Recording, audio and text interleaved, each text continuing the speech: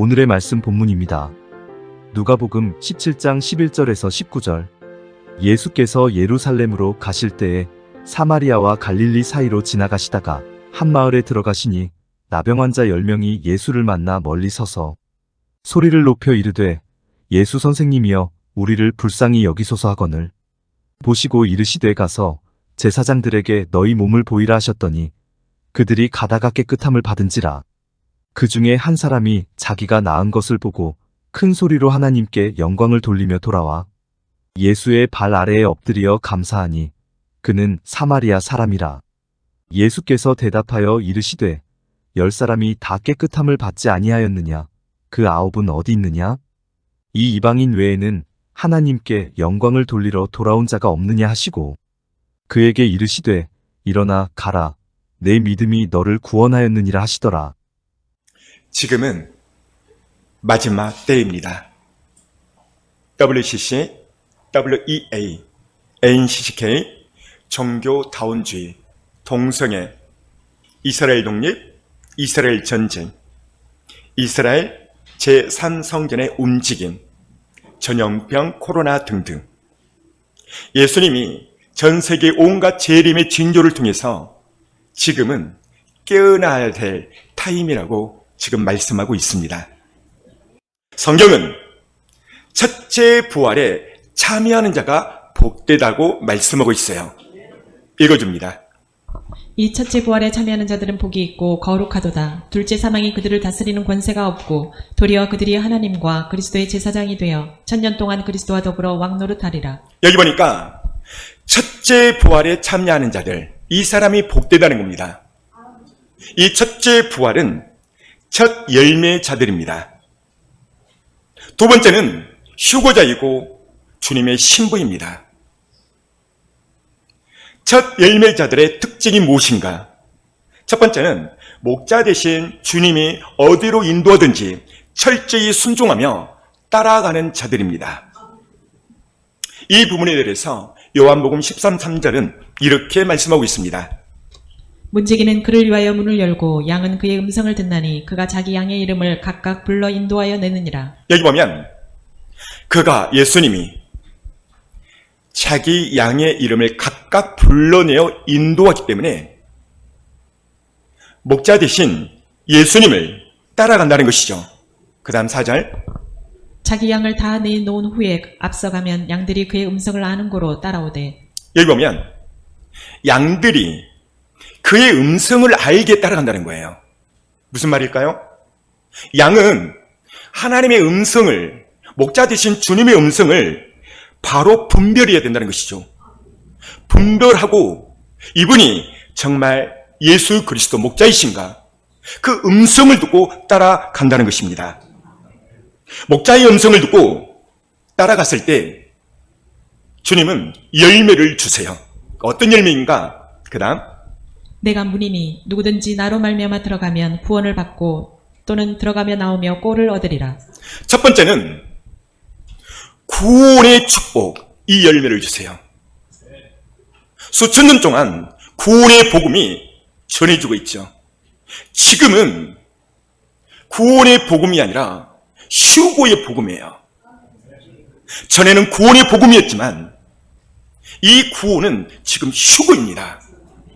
첫 번째 열매는 주님의 음성을 두고 잘 따라가면 휴고의 구원의 축복을 주시고, 두 번째는 꼴을 얻으리라. 따랐습니다. 꼴을 얻으리라. 이 꼴은 하나님의 말씀을 상징합니다. 하나님의 말씀을 통해서 우리를 양육하신다는 것이죠. 두 번째, 첫 열매자의 두 번째 특징은 순결함과 거룩함이 있는 자입니다. 다음 단. 평강의 하나님이 친히 너희를 온전히 거룩하게 하시고 또 너희의 온 영과 혼과 몸이 우리 주 예수 그리스도께서 강림하실 때에 흠없게 보존되기를 원하노라. 첫 열매자의 두 번째 특징은 거룩해야 돼요. 평강의 하나님이 나타날 때, 강림할 때 흠도 점도 없게 보존해야 된다는 것이죠. 그렇다면 거룩해지려면 어떻게 해야 되는가? 말씀과 기도예요. 말씀과 기도로 늘 회개해서 자기 예복을 두루마기를 빠는 자들이 거룩한 자라고 말씀하고 있어요. 윗단 읽어줍니다. 자기 두루마기를 빠는 자들은 복이 있으니 이는 그들이 생명나무에 나아가며 문들을 통하여 성에 들어갈 권세를 받으려 함이로다. 그런데 양이 목자의 음성을 듣지 못하고 타인의 음성을 듣고 따라가는 경우가 많이 있어요. 이렇게 되면 양의 우리에 들지 못합니다. 이런 이유가 뭘까요? 양이 무지하기 때문입니다. 양의 목자의 음성을 듣고 따라가야 하는데 다른 목자의 음성을 듣고 따라가기 때문입니다. 여기서 목자의 음성이란 뭘까요? 하나님의 말씀, 예수님의 말씀입니다.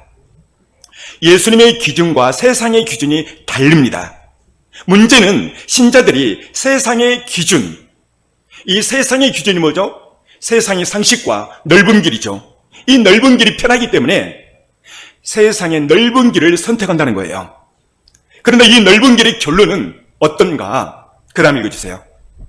좁은 문으로 들어가라. 멸망으로 인도하는 문은 크고 그 길이 넓어 그리로 들어가는 자가 많고. 여기 보니까 좁은 문으로 들어가라.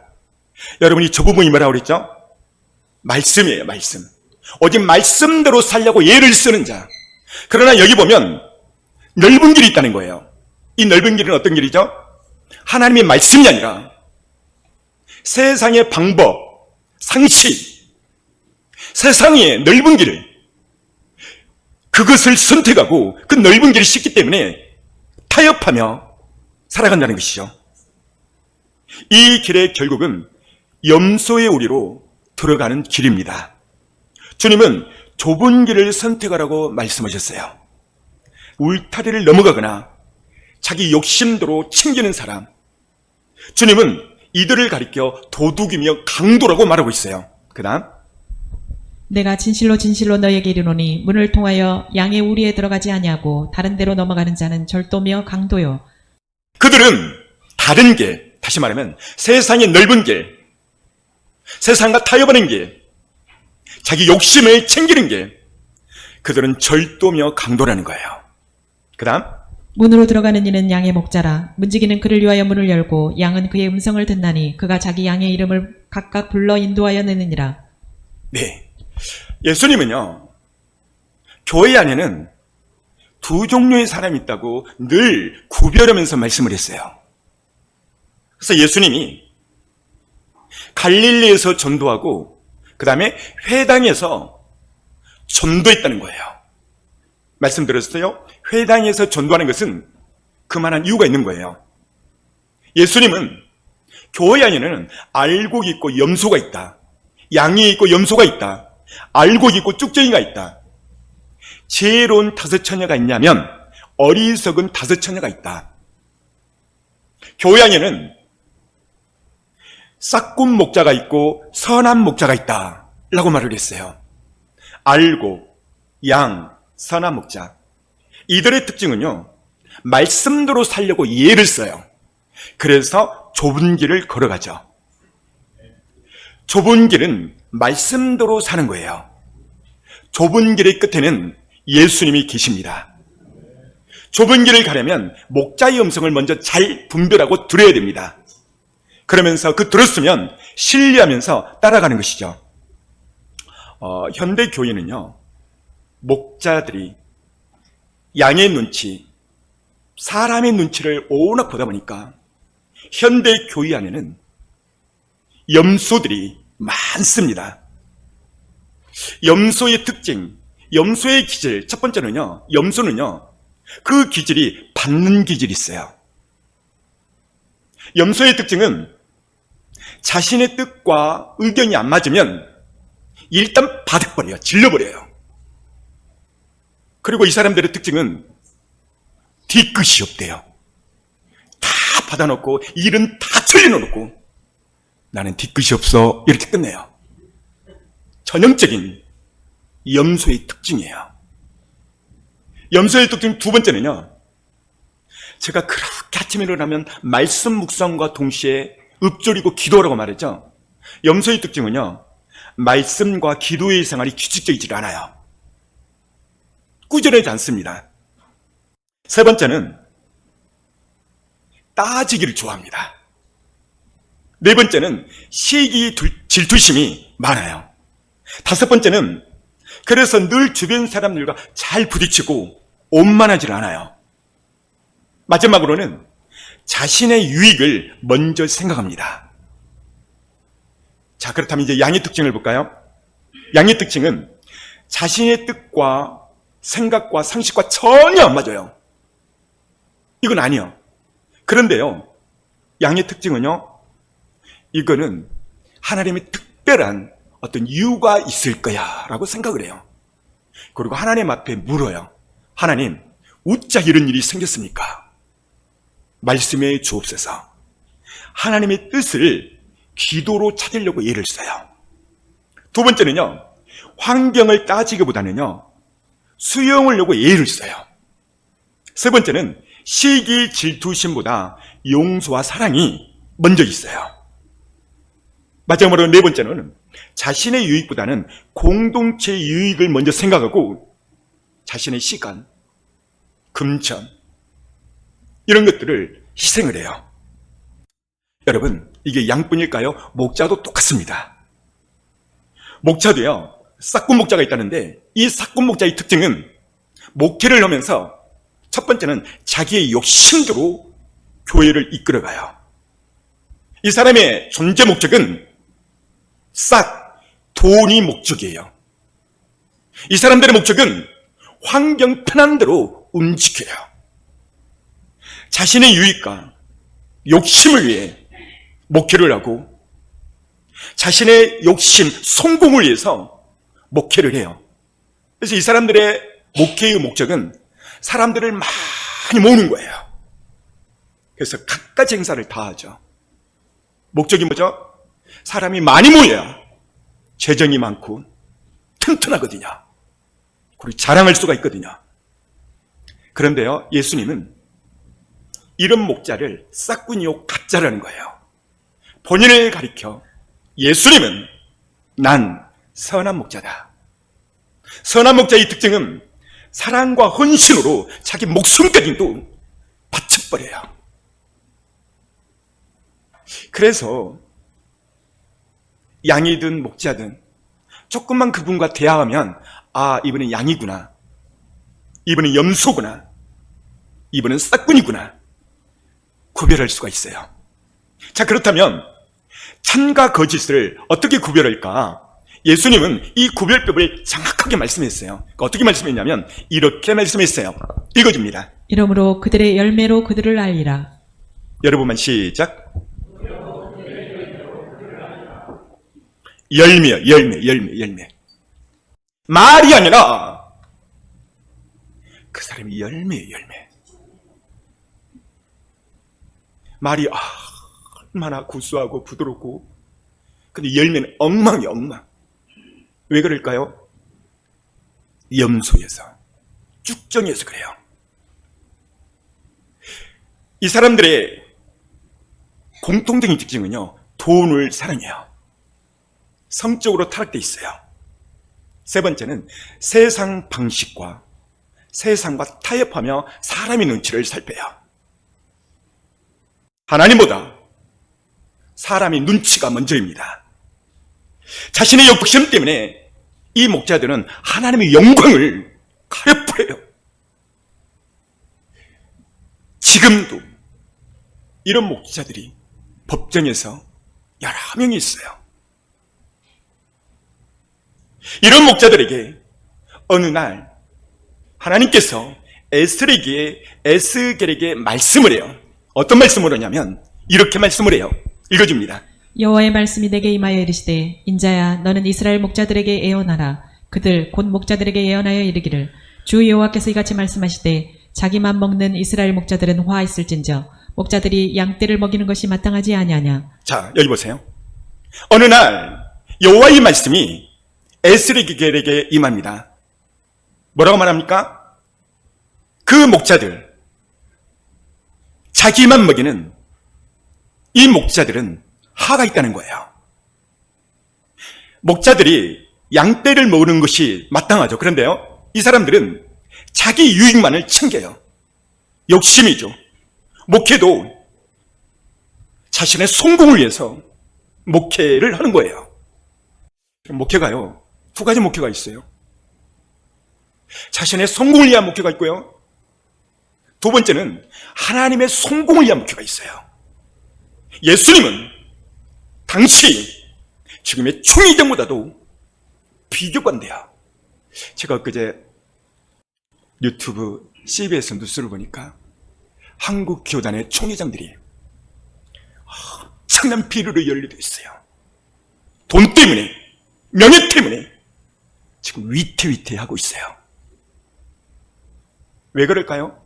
자기 욕심, 자기만 먹이는, 자기 성공을 위한 목회를 한다는 것이죠. 그 다음 단, 너희가 살찐 양을 잡아 그 기름을 먹으며 그 털을 입되 양 떼는 먹이지 아니하는도다. 앞에 볼까요? 너희가, 이 너희가 누구를 가리키죠? 목자들을 가리켜요.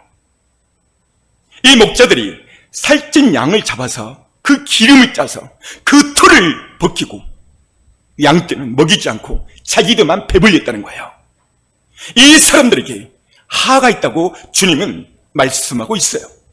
그 다음 읽어봐요. 너희가 그 연약한 자를 강하게 아니하며 병든 자를 고치지 아니하며 상한 자를 싸매주지 아니하며 쫓기는 자를 돌아오게 하지 아니하며 잃어버린 자를 찾지 아니하고 다만 포악으로 그것들을 다스렸도다. 보세요.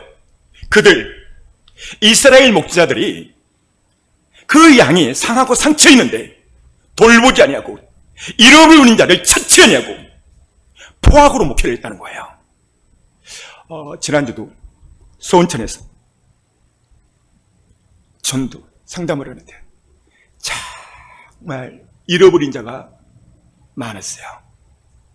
어떤 분은 전투 그래요.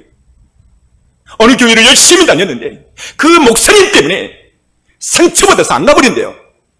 제가 말했어요. 전체의 논에서 그 모든 미꾸라지가 물을 흐리게 합니까?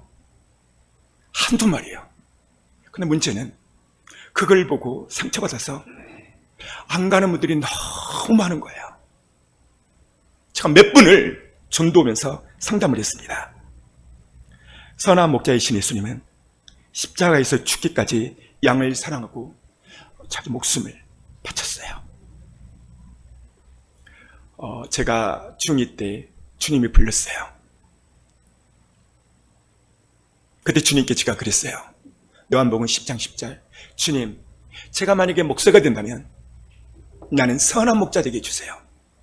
그래서 선한 목자를 보니까 우와, 양을 위해서 목숨을 바치는 자가 선한 목자라는 거예요. 제가 어느 날 목회를 오는데 나는 내 한 마리 양을 위하여 죽을 수가 있을까? 내 스스로 질문해 봤어요. 솔직히 말할게요. 죽을 수가 없었어요. 내 목숨이 아까운 거예요. 아, 그날 새벽 나 가짜구나, 싹군이구나. 중2 때는 정말 한 마리의 양 죽어갈 때 내 피라도 나눠줘야 되겠다. 이런 열기와 열망과 사랑이 가득 찼는데 수십 년이 지나니까 제 마음 가운데 그런 마음이 없는 거예요. 진짜 목회자는 어떤 말이 와도 사람의 내 기울기 있잖아요. 하나님이 눈치를 보는 거예요. 하나님 눈치를 보고 넌 염소다, 넌 알곡이다, 넌 쭉정이다, 넌 가라지다 이렇게 말을 해줘야만 그가 일어나는 거예요. 여러분 생각해 보세요. 여러분 자녀들 키워봤잖아요. 학생이 공부가 바닥에 이렇게 해서는 대학 못 들어가. 그러면 정확하게 지적을 해줘야죠. 넌 이 부분이 부족해. 넌 꼴찌야. 넌 그렇게 잘 나갈 거야. 이렇게 충격적인 말을 해줘야 우와 충격. 선생님 열심히 할게요. 이렇게 일어설 수 있잖아요. 왜요? 그가 꼭 필요한 말. 기분이 좋든 말든 이 약은 쓴 것입니다. 한동안 저희 여러분 모습을 보고 가짜구나, 나 가짜구나. 새벽기도 때 한동안 하나님 가짜군요. 진짜 되게 해주세요. 사랑하는 성도 여러분, 오늘 여러분들도 스스로 점검해 보세요. 나는 양인가 염소인가? 여러분 둘 중에 하나입니다. 날 이거를 인식하고 살아야 돼요. 그래야 양이 되고 진짜가 되고 알곡이 되고 주님의 신부로서 그날 그때 올라가는 거예요. 할렐루야. 주님은 세계 여러 징조를 보고 주님 오심을 말하며 성도들을 깨우는 그런 종을 찾고 있어요.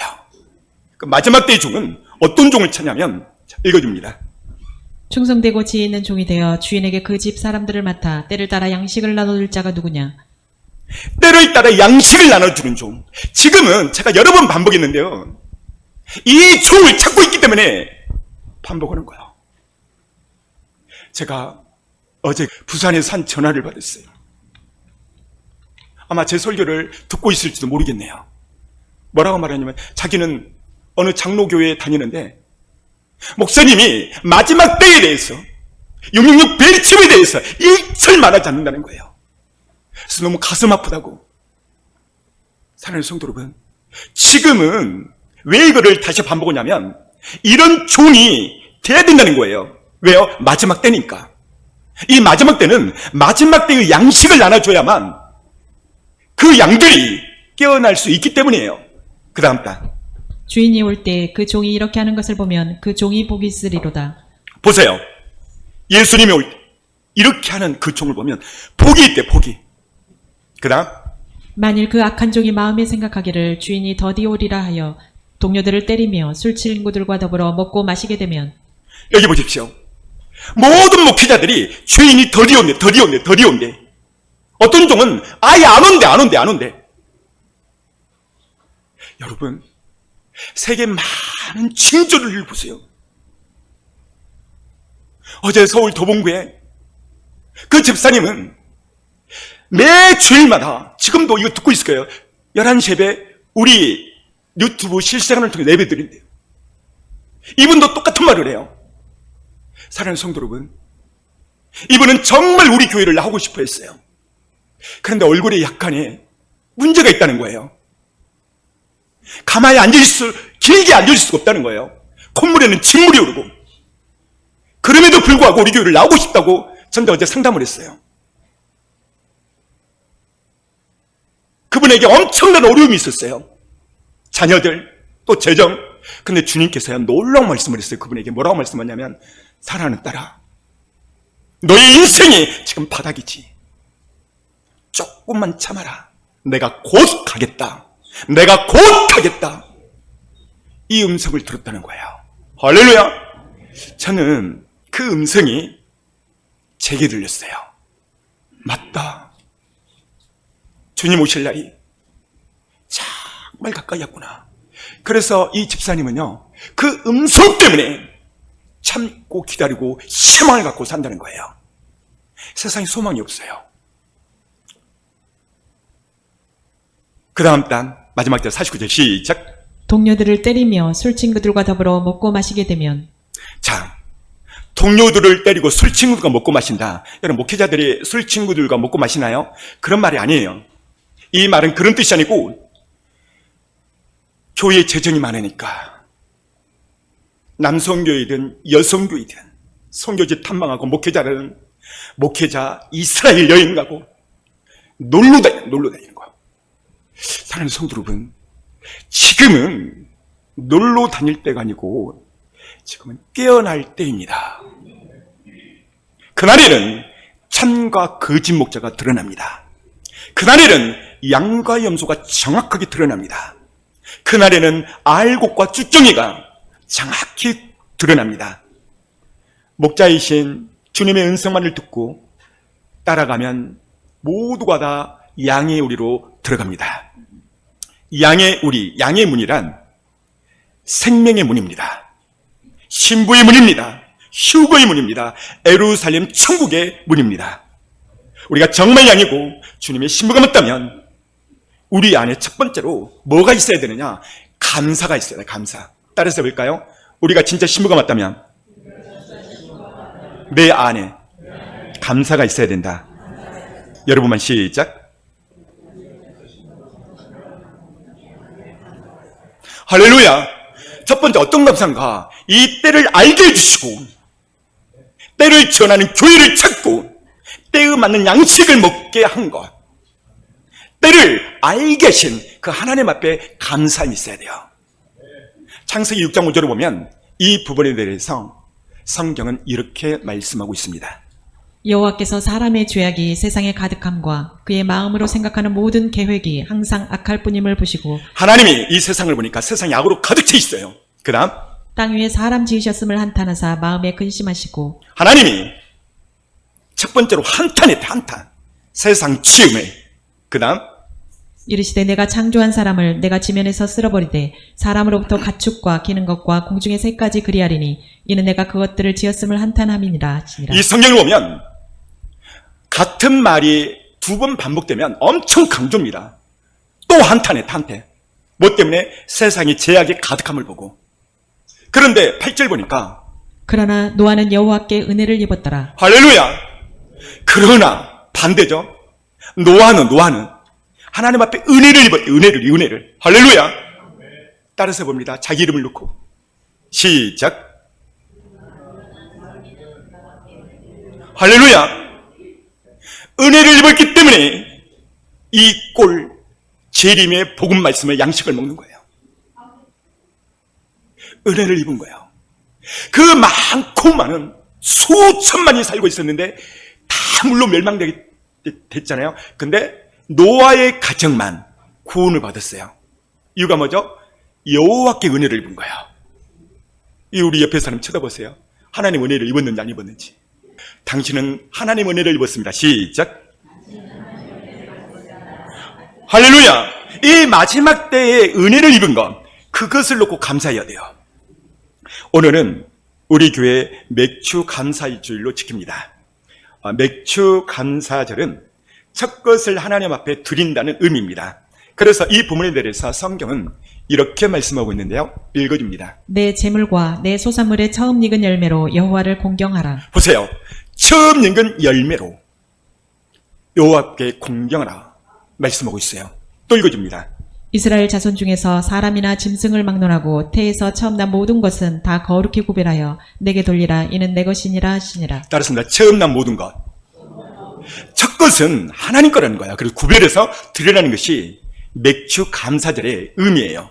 그 다음 맥주절을 지키라. 이는 내가 수고하여 밭에 뿌린 것의 첫 열매를 거둠이니라. 수장절을 지키라. 이는 내가 수고하여 이룬 것을 연말에 밭에서부터 거두어 저장함이니라. 여기 보면 첫 열매. 이것이 맥주절의 의미라는 것이죠.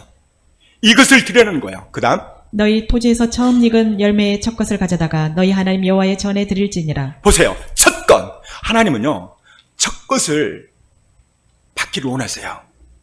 우리 하나님은 우리가 늘 감사가 넘치는 삶을 살기를 원하십니다. 한 사람의 믿음을 알아보려면 그 사람의 평상시 감사의 생활을 얼마나 하는가 이걸 보면 금방 알 수 있어요. 믿음과 감사는 비례합니다. 제가 재밌는 이야기라 말씀드릴게요. 제가 전에 파장동에서 개척을 처음 시작할 때 상가 2층이었습니다. 그때는 정말 노숙자 독거노인들이 정말 심심하면 왔어요. 네. 그런데요, 어느 날 교회에 있는데요, 어느 한 노숙자가 노크를 했어요. 이분들은 달라는 거예요. 뭐든. 근데 그날 제가 돈이 없었어요. 그래서 제가 그냥 보내려고 아이고 죄송합니다. 다음에 오세요. 지금은 드릴 것이 없습니다. 제가 이렇게 말을 했더니 이 노숙자가 하는 말이 엄청난 말을 해버렸어요. 무슨 말을 했냐면 목사님 내가 그 작은 머리를 가질러 온 줄 아세요? 그거 아니에요. 제가 여기 온 거는 목사님 얼굴 보러 왔대. 얼굴 보러. 세상에 목사님 얼굴 보러 왔대. 그 말이 아주 쇼킹 충격 감동이었어요. 그래서 제가 도저히 보낼 수 없어서 여기 잠깐 앉아 있어보라고 뭘 좀 찾아보겠다고 제가 막 자꾸 보니까요 1,000원짜리 한 장이 주머니에서 나왔어요. 그리고 그분에게 드리면서 부족했어요. 그래서 저희 상가 1층에는 순두국밥이 있었는데요, 제가 거기 가서요 외상으로 주고 실컷 목 드시고 가시라 외상으로 주고 왔어요. 여러분 이렇게 한 이유가 뭘까요? 제가 돈이 많아서? 정이 많아서? 그러면 이동훈 목사가 착해서? 다 틀렸어. 그게 아니고요. 제 얼굴 보러 왔대. 우리 하나님도 똑같으세요. 여러분, 왜 감사를 해야 되는가?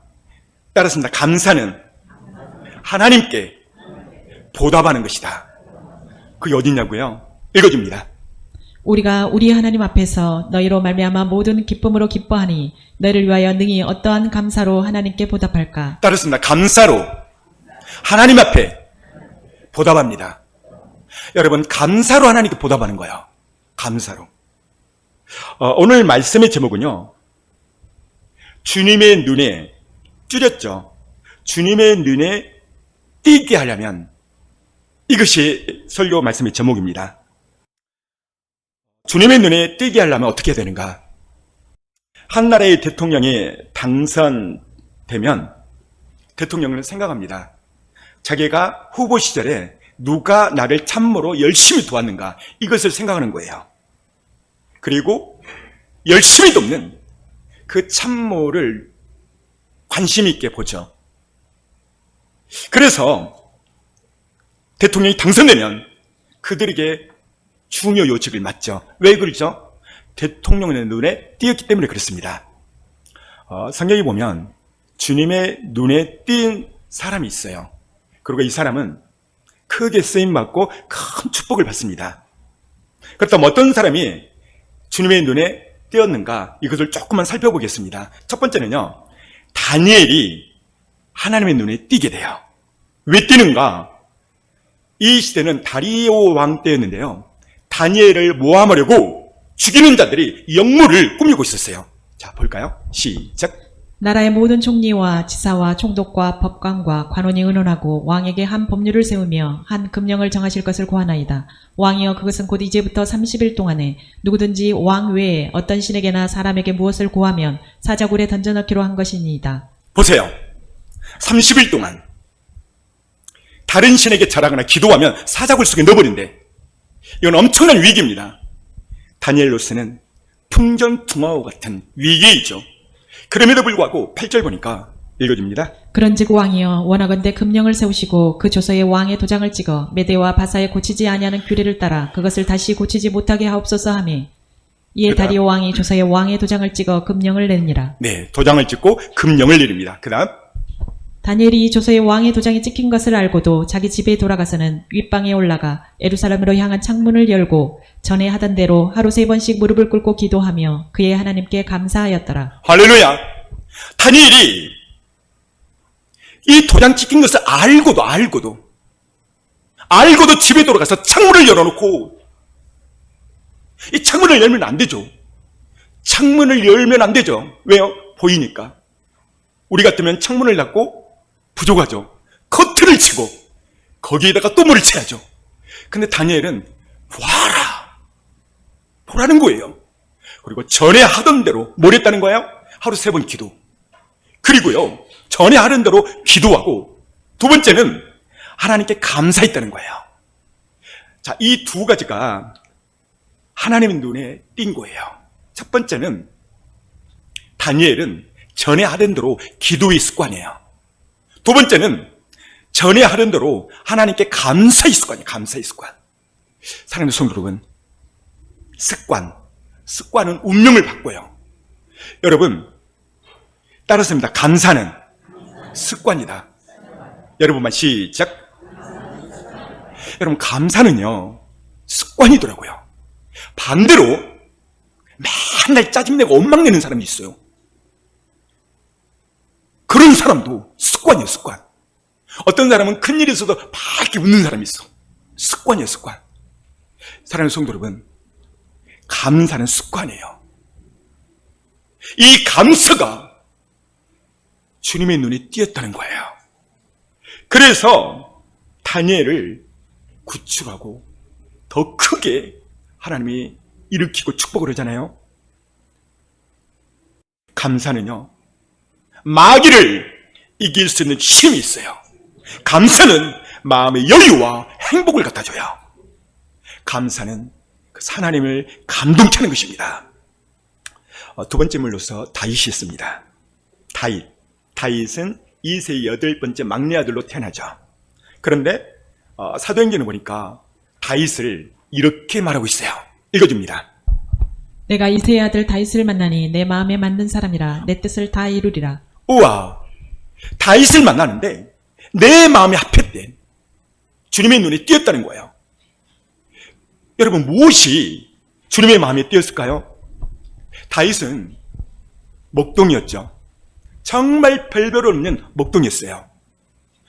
다윗이 어느 날 왕이 된 다음에 어린 시절을 쭉 과거를 생각해 보는 거예요.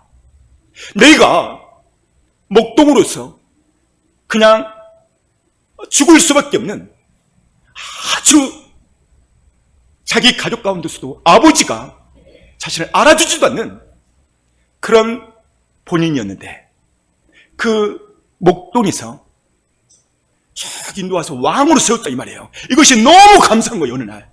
그래서 다윗이요 옥상을 거닐면서 어느 날요 하나님 앞에 이렇게 말을 해요. 읽어줍니다. 내게 주신 모든 은혜를 내가 여호와께 무엇으로 보답할까? 보세요. 내게 주신 모든 은혜, 모든 은혜. 이것을 여호와께 어떻게 보답할까? 다윗이 행복한 고민을 하고 있는 거예요. 그 다음 딱 내가 구원의 잔을 들고 여호와의 이름을 부르며. 보세요. 내가 구원의 잔을 들고 구원. 사울 온수에게 쫓기고 압살롬을 쫓기고 적병에게 쫓기고 이 모든 이 적병으로부터 구원해 줬다 이 말이죠. 그래서 여호와 이름을 불렀다 이 말은 하나님을 찬양했다 이 말이에요. 그 다음 여호와여 나는 진실로 주의 종이요 주의 여종의 아들 곧 주의 종이라 주께서 나의 결박을 푸셨나이다. 모든 원수로부터 결박을 풀어줘요. 그때 다시 놀라운 말씀을 해요. 그 다음 내가 주께 감사제를 드리고 여호와의 이름을 부르리이다. 할렐루야. 내가 주께 감사제를 올리고 감사를 했다는 거예요. 그리고 여호와 이름을 불렀다 이 말은 하나님의 이름을 찬양했다 이 말이에요. 할렐루야.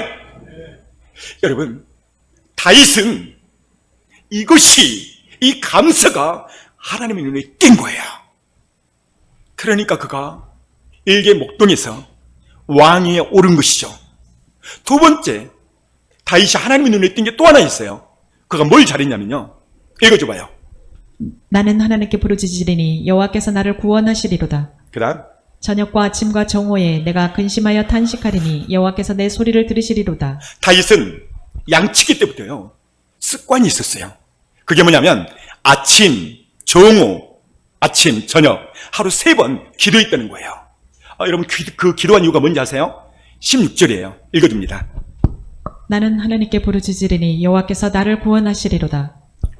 내가 기도하면 부르짖으면 하나님께서 구원 응답하신다는 것을 100% 믿은 거예요. 여러분 어떤 사람이 기도할까요? 내가 기도하면 하나님은 반드시 나를 구원 응답하시고 나의 기도를 100% 들을 것을 믿는 사람이 기도하는 거예요. 이게 다윗의 어릴 때부터 습관, 왕이 오를 때까지 이 거룩한 습관, 이것이 하나님 눈에 띈 것입니다. 그래서 하나님께 큰 축복을 받고 쓰임을 받죠. 한 남자가 있었습니다. 그는 유대인의 세리장이었습니다. 많은 사람들이 자신을 매국노임이라고 왕따를 시키고 손가락질합니다. 그는 외로웠습니다. 그러던 어느 날 예수님이 자신의 동네에 온다는 말을 듣게 됐어요. 근데 이 사람은 키가 작아요. 그래서 많은 사람들이 모였는데 이 어른 성인이 키가 작으니까 뽕나무 위에 올라가는 거예요. 그리고 뽕나무 위에서 주님을 지켜보는 거예요.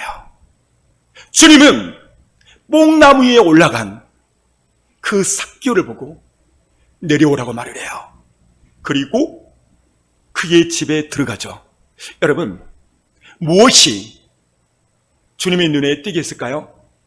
그의 용기와 믿음이에요. 여러분 생각해 보세요. 이렇게 많은 사람들이 모였는데 우리 아빠가 나무 위에 올라가 있어. 생각해 보세요. 이렇게 많이 예배 드리고 있는데 우리 아빠가 얘 앞에서 서 있다고 생각해봐요. 얼마나 눈총이 있겠어요. 여러분 많은 사람들이 모이는데 뽕나무 위에 올라갔다는 것은 용기예요. 용기. 그리고 믿음이에요. 믿음. 이게 주님의 눈에 띈 거예요. 그래서 주님이요 삭개오에게 이런 축복을 주세요. 시작. 예수께서 이르시되 오늘 구원이 이 집에 이르렀으니 이 사람도 아브라함의 자손님이로다. 오늘 구원이 이 집에 이르렀대. 누구에게 말이에요? 삭개오게. 그 다음 인자에 온 것은 잃어버린 자를 찾아 구원하려 함이니라. 할렐루야. 예수님 오신 목적은 잃어버린 자를 찾아 구원의 목적이야. 구원이. 우리는 삭개오 같은 영기와 믿음이 필요할 때가 있어요. 그것이 주님의 눈에 띄는 거예요. 그래서 구원의 축복이 그에게 임한 것입니다. 세 번째로 주님의 눈에 띈 사람이 있죠. 그 사람은 과부입니다. 이 과부는 어려워요. 그래서 두 렙장, 지금으로 말하면 500원짜리 두 개를 주님 앞에 드렸어요. 그랬더니 주님은 이렇게 말합니다. 읽어줍니다. 또 어떤 가난한 과부가 두 렙도 넣는 것을 보시고 이르시되 내가 참으로 너에게 말하노니 이 가난한 과부가 다른 모든 사람보다 많이 넣었도다. 저들은 그 풍족한 중에서 헌금을 넣었거니와 이 과부는 그 가난한 중에서 자기가 가지고 있는 생활비 전부를 넣었느니라 하시니라. 할렐루야. 비록 동전 두 개였지만 주님은 그 마음을 보시고 모든 사람보다 많이 넣었도다. 이렇게 칭찬을 했다는 것이죠. 뭐 때문일까요? 윗땅 읽어줍니다. 내가 보는 것은 사람과 같지 아니하니 사람은 외모를 보거니와 나 여호와는 중심을 보느니라 하시더라. 할렐루야. 여호와는 중심을 보시느니라. 하나님은 우리의 중심에 관심이 있어요. 사랑하는 성도 여러분, 그렇다면 주님의 눈에 가장 잘 띄려면 어떻게 할까요? 첫 번째는 하나님 앞에 늘 감사의 습관을 가지십시오. 따랐습니다. 감사의 습관을 가져야 된다. 왜 감사가 중요할까요? 감사는요, 하나님을 기쁘게 하고 영화롭게 해요. 그 다음 읽어봐요. 감사로 제사를 드리는 자가 나를 영화롭게 하나니 그의 행위를 옳게 하는 자에게 내가 하나님의 구원을 보이리라. 보십시오. 감사로 제사를 드린 자. 이 감사는 나를 하나님을 영화롭게 한다는 거예요. 그리고 영화롭게 하니까 구원의 축복을 주신다는 거예요. 여러분, 이 감사가요, 이렇게 중요해요. 왜 중요하냐면 감사했더니 구원으로 연결됐어. 그렇습니다. 감사는 하나님을 기쁘게 해요. 오늘 본문을 보니까 특별히 감사로 주님의 눈에 띈 사람이 한 사람이 등장해요. 예수님 당시 문둥병, 나병 걸리면 이 사람들은 부정하다 이렇게 말하고 돌아다녀야 돼요. 그래서 공동체에서 쫓겨나고 외부에서 그들끼리 모여서 살아야 되는 거예요. 그러던 어느 날 예수님이 갈릴리와 사마리아를 지나가는 소식을 이 10명의 문둥병자가 듣게 됩니다. 주님이 저기 오니까 이들에게는 믿음이 있었어요. 그래, 우리가 예수님 앞에 나가면 나의 모든 문둥병들을 우리는 고침을 받을 거야. 믿음을 가진 거죠. 두 번째는 용기를 낸 거예요. 그래서 10명의 문둥병자가 주님 앞에 막 뛰어갔어요. 그리고 자신의 문둥병을 드러냈어요. 주님은 그 자리에서 제사장들에게 보여라. 그러면 날 것이다 라고 말을 했을 때 그 말을 믿고 제사장으로 가는 그 중간에 다 놔버린 거예요. 근데 이 10명이 다 돌아갔는데 한 명의 문둥병자가 막 달려왔어요. 예수님께. 그리고 주님 앞에 무릎을 꿇습니다. 그리고 뭐라고 말하죠? 주님 감사합니다 라고 말을 해요. 그랬더니 예수님이 이렇게 말합니다. 윗단 읽어줍니다. 예수께서 대답하여 이르시되 10사람이 다 깨끗함을 받지 아니하느냐 그 9은 어디 있느냐. 문제는 예수님이 그 9명을 찾았다는 거예요. 이 말은 무슨 말일까요? 감사받기를 원한다는 거예요. 할렐루야. 요 말 속 뜻은요, 그 부분이 주님의 마음이 들어있어요. 나는 감사받기를 원한다. 그 다음에 읽어봐요. 그에게 이르시되 일어나 가라 내 믿음이 너를 구원하였느니라 하시더라. 여기를 보면 내 믿음이 구원했대. 자, 그렇다면 감사는 어떤 사람이 감사하는가? 믿음 있는 자가 감사한다는 거예요. 그래서 감사와 믿음은 비례해야 된다는 말을 제가 좀 전에 했던 것입니다. 그 다음 구절. 그에게 이르시되 일어나 가라 내 믿음이 너를 구원하였느니라 하시더라. 감사를 했더니 구원까지 이르렀어요. 무슨 말입니까? 감사하면요 더하는 축복을 주세요. 따라서 해볼까요? 감사하면 더하는 축복이 있다. 할렐루야. 감사는 더하는 축복이 있어요. 여러분, 이 9명의 문둥병자, 믿음도 있었고 용기도 있었고 순종도 있었어요. 그런데 감사는 없었어요. 10명 가운데서 1명, 10대 1이죠. 그러니까 이 감사는 믿음이 있다고 또 순종한다고 여러분, 감사는 아무나 하는 게 아니라는 거예요. 감사는 10대 1이에요. 10대 1. 감사는요, 이렇게 어려워요. 그래서 하나님은 이 감사하는 자에게 더하는 축복을 주신다는 말씀입니다. 스펄전이 감사에 대해서 이렇게 말을 했어요. 하나님은 촛불에 감사하는 자에게 별빛을 주시고 별빛에 감사하는 자에게 달빛을 주시고 달빛에게 감사하는 자에게는 햇빛을 주시고 햇빛에게 감사하는 자는 해와 달과 별이 없는 영원한 천국의 빛을 주신다. 이런 말을 했습니다. 사랑하는 성도 여러분, 우리는 어떻게 감사해야 될 것인가? 감사는요, 더하는 축복이 있는데 조금 더 살펴보겠습니다. 읽어줍니다. 아무것도 염려하지 말고 다만 모든 일에 기도와 간구로 너희 구할 것을 감사함으로 하나님께 아뢰라. 그리하면 모든 지각에 뛰어난 하나님의 평강이 그리스도 예수 안에서 너희 마음과 생각을 지키시리라. 이 말씀을 잘 살펴보면요, 우리는 염려가 있어서 기도를 하죠. 그런데 열심히 구할 것을 간구하고 기도하는데 감사를 하면은요, 어떤 일이 생기냐면, 잘 보십시오. 7절 다시 읽어줘봐요. 그리하면 모든 지각에 뛰어난 하나님의 평강이 그리스도 예수 안에서 너희 마음과 생각을 지키시리라. 우리가 잠을 못 자고 염려 가운데서 재정, 인간관계, 어려움 때문에 염려하고 괴로우면 잠을 못 자죠. 그런데요, 감사를 하면은요, 이런 열매를 주세요. 마음과 생각을 지켜준대요.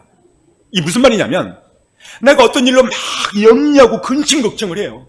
그런데 어느 순간 내가 딱 감사해버리면 그 마음을 평안함으로 안식으로 지켜준다는 거예요. 이게 무슨 말이냐면 마음과 생각을 평안으로 지켜주겠다는 거예요. 어쩔 때? 감사할 때. 그러니까 이 감사 안 들어가고 기도만 했더니 마음과 생각을 지켰다, 이 말이 아니에요. 이 안에 감사가 들어가니까 마음과 생각을 지켜준다는 거예요. 여기 때문에 평강. 할렐루야. 다시 말하면 감사는 평강이라는 거죠. 감사는 우리의 마음과 생각을 지켜준다는 말씀이에요. 할렐루야. 우리 옆 사람이 이렇게 말합니다. 감사는 마음과 생각을 지켜줍니다. 다시 한번 시작.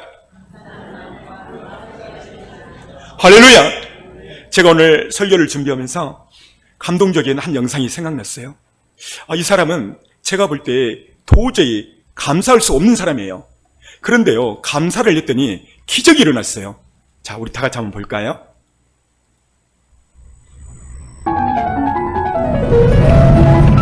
(2000년 7월 30일) 밤에 일어난 일이었습니다. 대학 4학년이었던 지선이는 학교로 데리러 온 오빠의 차를 타고 집으로 가고 있는 중이었습니다. 오빠, 내일은 친구도 만나야 되고 성가대 연습도 있고 할 게 너무 많아. 지선아, 너 시원시원해. 어디서 사고 났나 보네? 그러게? 지선아! 왜 불러주세요! 공짜! 한 음주운전자가는 사고였습니다. 만취된 상태에서 운전하다가 지선이가 탄 차에 들이받은 것입니다. 다행히 오빠는 무사했지만 지선이는 온몸의 반 이상이 3도 화상을 입게 되었습니다. 처음엔 살 가망이 없어 보였습니다. 사고 후 7개월 동안 무려 11번의 대수술.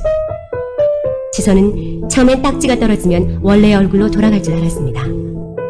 그러나 더 이상 곱던 예전의 얼굴은 찾을 수가 없었습니다.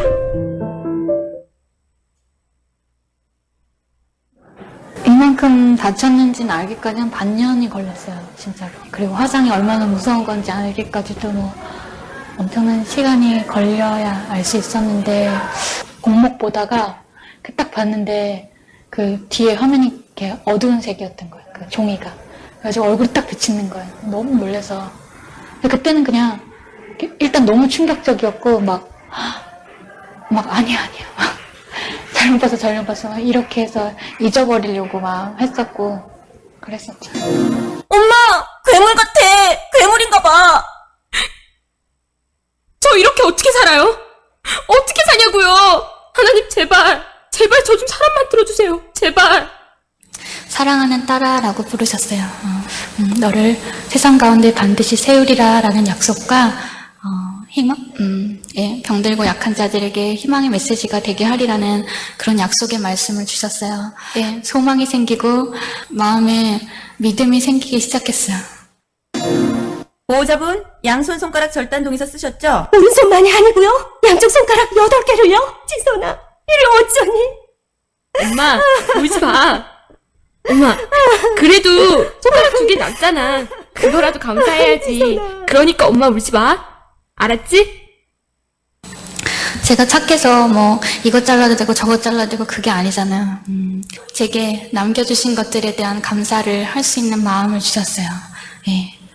이 손을 다 잃을 수도 있는 거고요. 이 팔을 다 잃을 수도 있는 건데 남겨진 손으로 하나님께서 정말로 기도대로 쓸 수 있는 손이 되게 해주셨어요. 처음에 엄지손가락이 이렇게 까딱할 때 너무너무 기뻐서 막 눈물이 나더라고요. 그 뒤로 이 손으로 세수하고 목욕할 수 있어서 감사하고, 저 글씨도 너무너무 잘 쓰거든요. 그래가지고 막 큰 서점에서 사인회 같은 것도 하러 다니고, 사인도 얼마나 멋있는지 몰라요. 사인도 하고 이 손으로 사진도 찍고 못하는 게 없어요. 하나님께서 저 취미생활까지 다 할 수 있도록 만들어주셨고, 무엇보다 이 손이 부끄럽지 않은 마음을 주셨어요. 그래서 한 번도 이 손이 부끄럽다거나 숨기고 싶다거나 그런 마음이 없이요.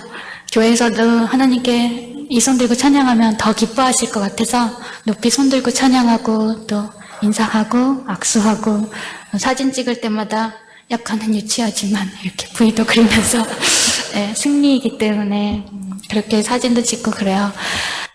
또 힘든 날들이 또 있겠지만 지금도 여전히 또 이렇게, 그럼에도 불구하고 진짜로 그것까지 다 하나님께서 해결해 주실 거고 만족시켜 주실 거고 또 하나님의 뜻을 이루실 거를 믿기 때문에 오늘 하루 진짜로 살아있어서 참 감사한 것 같아요.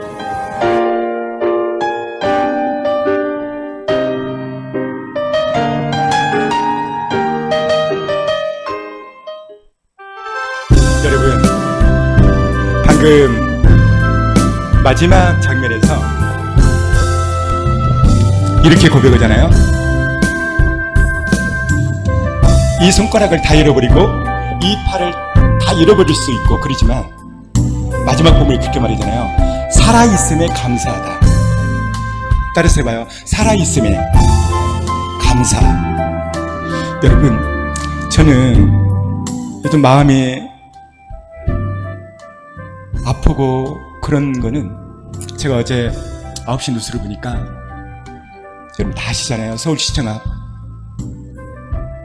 그 차 사고로 인해서 9명이 한순간에 운명을 달리했어요.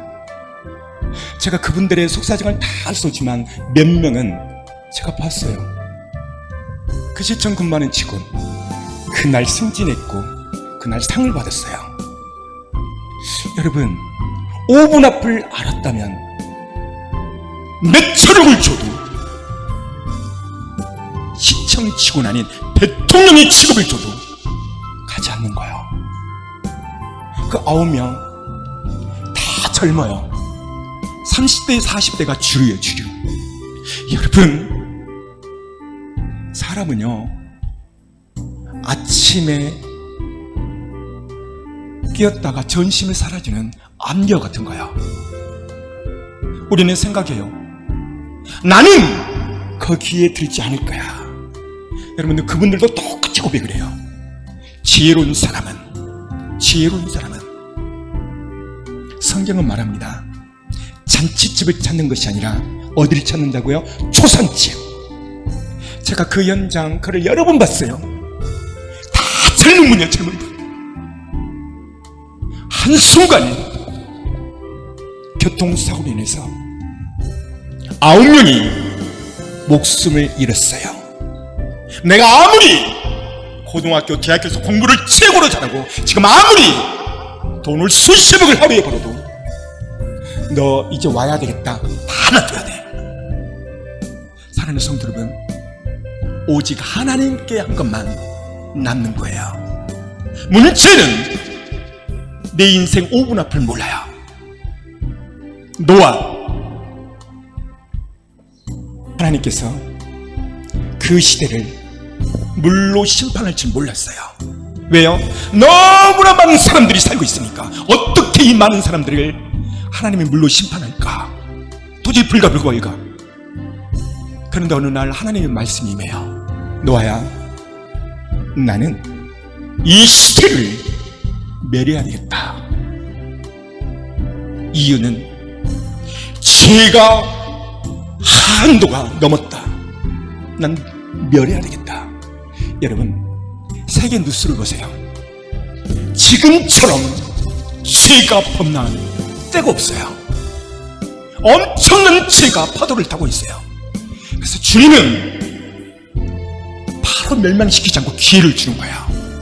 이스라엘 독립, 이스라엘 전쟁, 러시아 전쟁, 이상 기후변화, 온도변화, 이런 적이 없어요.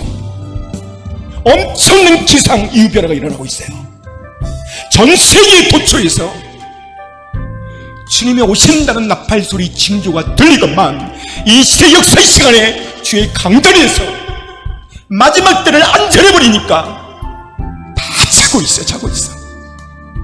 사랑하는 성도 여러분, 어제 부산에서 오신 그분은요,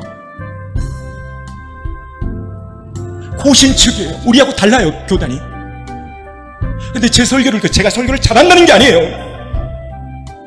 목사님 설교를 듣고 깨어나서 여러 사람에게 제 설교를 전한대요. 사랑하는 성도 여러분, 노아는 하나님 앞에 은혜를 입었더라. 마지막 때는 은혜를 입은 자가 깨어나는 거야. 소돔과 고모라 시대에 롯의 가정에 구원받은 것은 딱 한 사람이에요. 누구 때문이죠? 롯. 그 위에 올라가서 아브라함이 조카 롯을 위하여 기도한 거야. 우리 가정이 사는 건 한 사람이 한 사람, 누군가 내 가정을 위해서, 우리 가정을 위하여 기도하는 사람. 아브라함 가정도 구원받았지, 롯의 가정도 마찬가지인 거예요. 사랑하는 성도 여러분, 우리는 이 감사절에 마지막 때를 알게 하신 것, 이게 은혜고 감사인 것입니다. 우리 시간 기도할 때 하나님, 이 마지막 때를 알게 하여 주시고 건강한 모습으로 하나님 앞에 예배드리는 것, 이게 얼마나 큰 축복인지 여러분들이 사고를 나보면 알아. 어느 분은 1시간 동안 화장실 가려고 중환자실에서. 사랑하는 성도 여러분, 감사해야 돼요. 오늘 다윗이 귀한 것은 그가 왕위에 올라서 성공의 자리에 섰어요. 근데 그가 놀라운 말을 하잖아요. 내가 지금까지 지내온 것이 너무 감사하다. 이것을 무엇으로 보답할까? 그래서 다윗의 결혼은 감사를 올렸다는 거예요. 오늘 여러분, 다윗처럼 특별한 사람이 되시길 바랍니다. 그것이 뭐냐면 감사예요, 감사. 이 시간 눈을 감고 여러분의 삶을 살펴보세요. 과거를 생각해 보세요. 내가 지금까지 이 자리에 온 건 하나님 은혜구나. 하나님 은혜구나.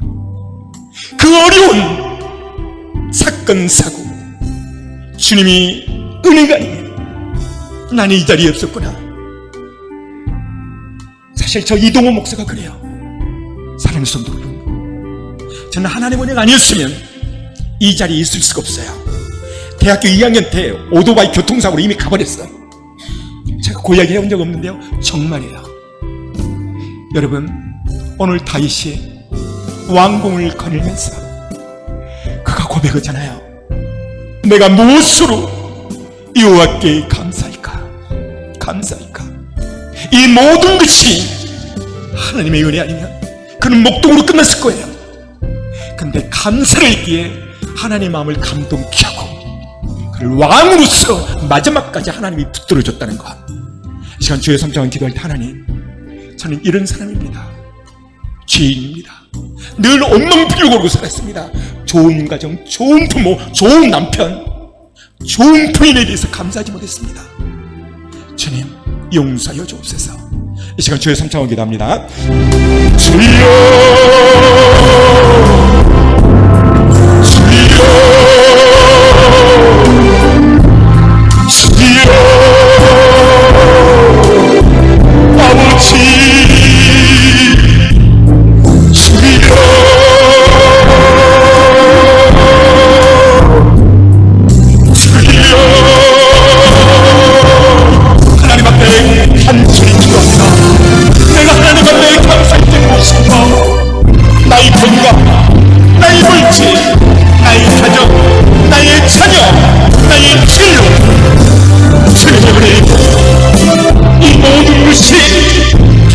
은혜입니다.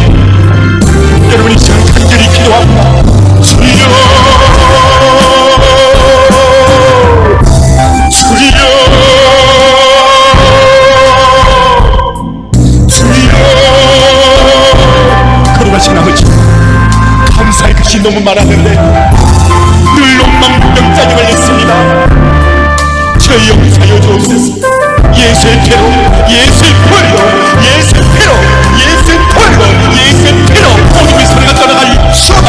예수의 피로, 예수의 피로, 예수의 피, 예수의 피, 예수의 포야, 예수의 피, 예수의 포야. 주여, 저희 역사여 주시고 오늘 내려주시고 손 도와주시옵소서. 주여, 아버지 역사여 주시고 오늘 내려주시고 축복하여 주옵소서. 주여,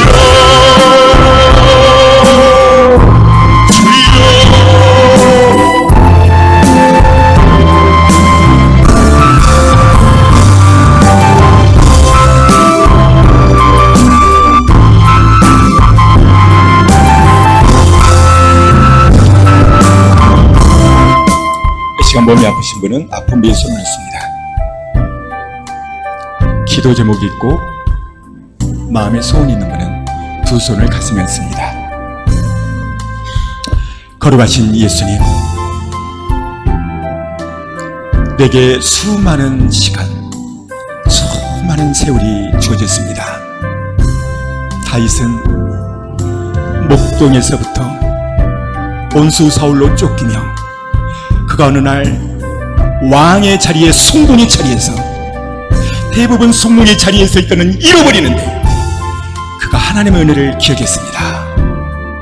내게 주신 모든 은혜를 내가 여호와께 무엇으로 보답할까? 내가 구원의 차를 들고 여호와의 이름을 부르며 여호와여, 나는 진실로 주의 종이요 주의 여종의 아들 고의 주의 종이라. 주께서 나의 결박을 푸셨나이다. 내가 주께 감사제를 드리고 여호와 이름을 부르리이다. 하나님, 다윗은 그 왕의 처리에서 감사를 잃어버리지 않았어요. 근데 우리는 작은 문제로 감사를 잃어버렸습니다. 하나님, 감사가 회복되게 하여 주옵소서. 감사를 할 때 하나님의 마음을 감동케 하고 감사할 때 하나님의 눈에 띈다는 것을 알았습니다. 하나님, 오늘 믿음으로 아픈 부에 손을 얹었습니다. 하나님, 왜 이 오랜 질병이 떠나지 않고 있는가? 무엇 때문인가? 알게하여 주옵소서. 이 시간 치료할 병 있는 것, 있는 사람 속히 고쳐 주옵소서. 예수의 피로, 예수께서 채찍맞음으로 우리의 모든 질병을 고침받는다 했으니 그 말씀대로 고쳐 주옵소서. 내가 나사렛 예수 이름으로 선포하노라. 머리에서 발끝까지 모든 506배의 병들은 예수의 피로, 예수의 이름으로 떠나갈지어다, 떠나갈지어다. 두통아 떠나갈지어다. 자가면의 질환도 떠나갈지어다. 모든 암덩어리도 100% 암세균은 박멸될지어다. 떠나갈지어다. 회복될지어다. 모든 506배는 회복될지어다. 뼈 마디마디, 근형 신경조직, 세포 하나하나 깨끗하게 회복될지어다. 회복될지어다. 주님, 믿음을 가지고 두 손을 가슴에 얹었습니다. 염려, 근심, 걱정 많은 세상, 하나님, 염려, 근심에 빠지지 않게 하여 주옵소서. 오늘 감사할 때 우리의 마음과 생각을 지킨다고 했으니 감사로 이 모든 문제가 풀어지게 하여 주옵소서. 내가 나사렛 예수 이름으로 선포한다. 우리 성도들에게 염려와 근심 걱정 문제는 떠나갈지어다, 떠나갈지어다, 떠나갈지어다. 예수의 피로, 예수의 보혈로, 예수의 피로, 예수의 보혈로, 예수의 피로 다 떠나갈지며 문제는 축복으로 바뀌어질지어다. 예수님의 이름으로 선포하며 기도했습니다. 아멘. 내가 두려웠던 모든 것들이 지나왔던 모든 시간, 내가 걸어왔던 모든 순간이